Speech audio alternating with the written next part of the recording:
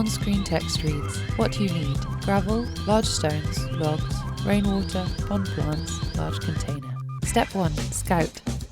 Find a spot that receives both sun and shade throughout the day.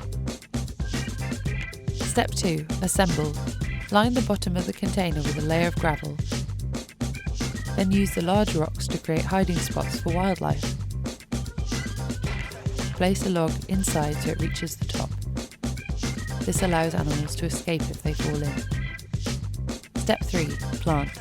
Next, add a pond plant of choice, following the recommended planting instructions. This is the key element in a pond habitat. Step 4. Fill. Fill the container to the top with rainwater and add at least one oxygenating plant. Finally, use rocks or more logs to make an external ramp. Step 5. Observe. Your pond is now ready for nature to move in. An image of a finished mini pond is overlaid on the left-hand side with a narrow semi-opaque black rectangle on which the credits are displayed. Film Dan J. Brown, Lee Quinn. Science Sylvia Myers. Archive Shutterstock. Music Audio Network. On the right-hand side is the Natural History Museum logo consisting of the words Natural History Museum, displayed in a column flanked by a large letter N on the left. Text at the bottom reads, Copyright owned by the trustees of the Natural History Museum, London.